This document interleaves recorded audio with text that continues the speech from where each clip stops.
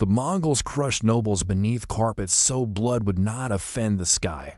The Mongol Empire was a war machine, unmatched in its speed, precision, and ruthlessness. But beneath the fury of conquest and the thunder of hooves was a world guided by deeply spiritual beliefs. Genghis Khan didn't just conquer nations, he reshaped ideas of law, punishment, and purity. Among the strangest and most quietly horrifying execution methods used by the Mongols was one that left no blood, no cries, and often no evidence. It was the execution by carpet. Imagine this: a nobleman, stripped of rank and surrounded by Mongol warriors, is bound and laid out on the cold ground.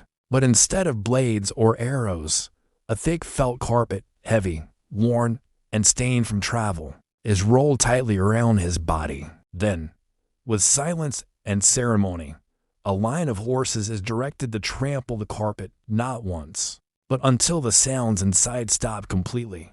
Why such a strange punishment? Because the Mongols held a sacred belief that the spilling of noble blood onto the earth or into the sky offended the eternal blue heaven, the spiritual force they revered above all. To them, the land was holy, the sky was divine, and blood from rulers and royalty could not be allowed to defile either. So they crushed instead of cut.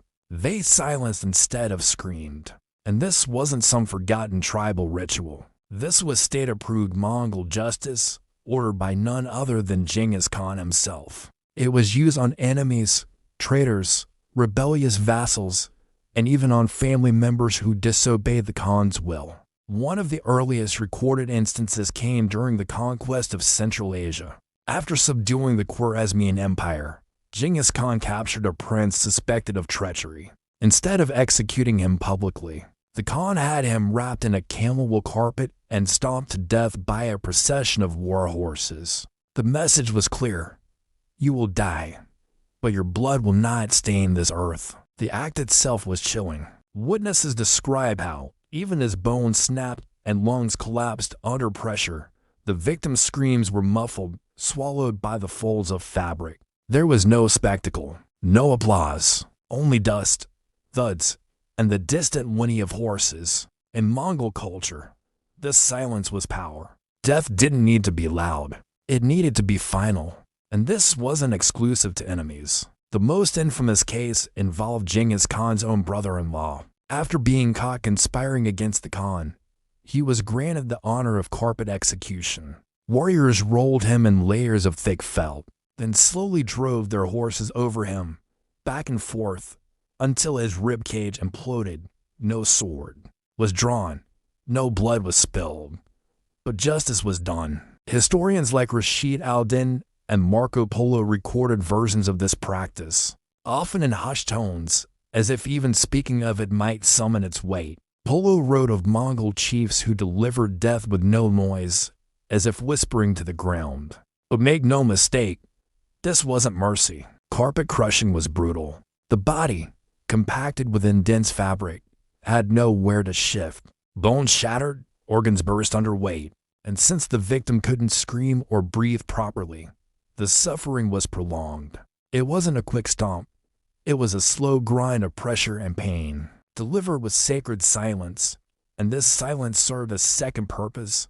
It erased the moment. There was no battlefield glory, no martyrdom. Victims vanished quietly, their deaths uncelebrated and unrecorded by those who watched. It was a punishment designed to destroy both body and memory. Even in diplomacy, the Mongols used this tactic to terrifying effect. In the mid-13th century, a Georgian prince who refused tribute was summoned to the Khan's camp. He arrived in defiance, adorned in royal robes. He left under carpet, broken and breathless, a warning to all other client kings. Why did this method persist?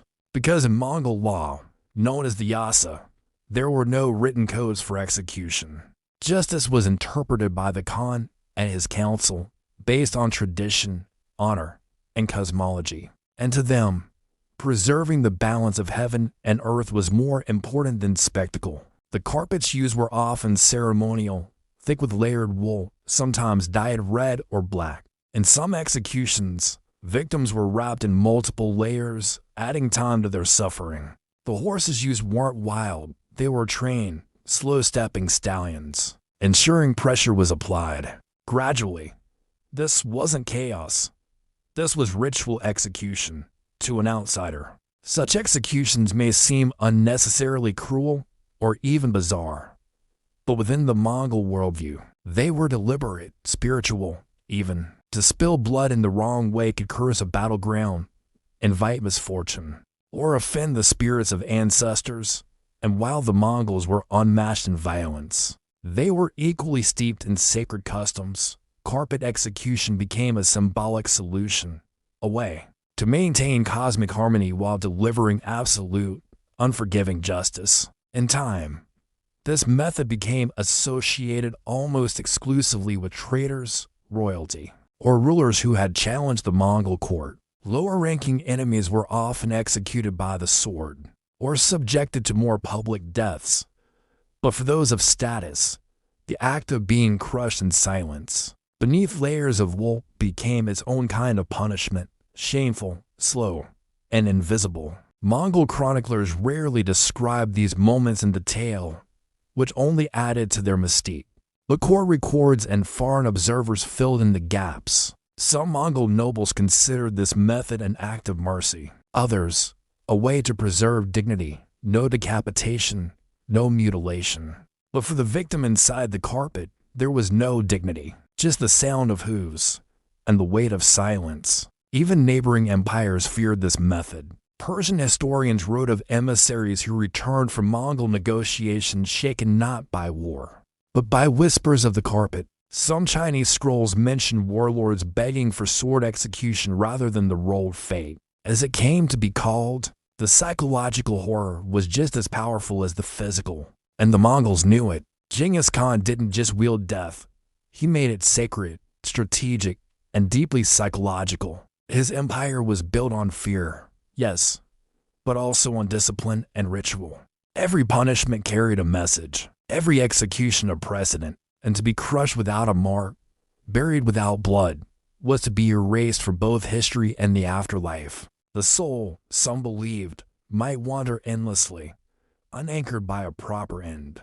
As the empire expanded across Asia and into Europe, the carpet execution remained, adapted, modified, sometimes mimicked. In parts of Eastern Europe under Mongol rule, local chieftains were known to adopt the practice when executing rivals or rebels. The symbolism endured even when the empire itself began to fragment.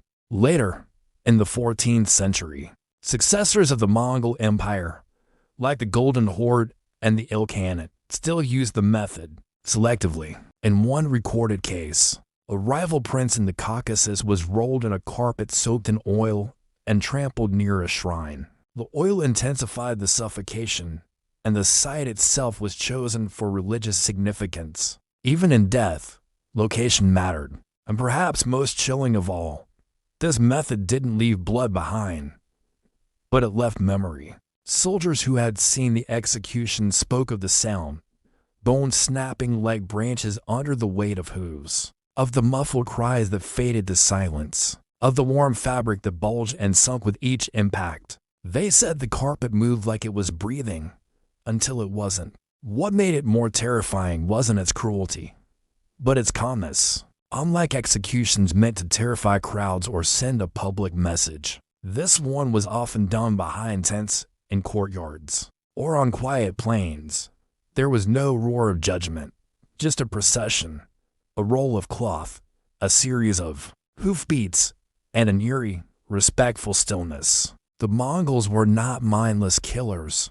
They had laws, they had customs, and in the case of the carpet, they had created a form of punishment that was both spiritually aligned and brutally efficient. Imagine the final moments of one of these victims, unable to move, gasping through wool, chest crushed under iron horseshoes, blood unable to escape the body, pain rising, then turning inward. As the bones break and organs collapse, no air, no plea, no light, just the dark heat of the fabric and the final thunder of hooves. This was not a punishment meant to be remembered, and yet, it's impossible to forget. Execution by carpet, a method where violence bowed to belief, where death was silent but sacred. A punishment ordered by emperors, carried out by stallions, and remembered in whispers through the centuries. Here at Torture's Room, we bring you the hidden truths, not the myths, but the reality, not the folklore, but the facts. This is one of those stories, one of many you were never taught, and one you'll never unsee.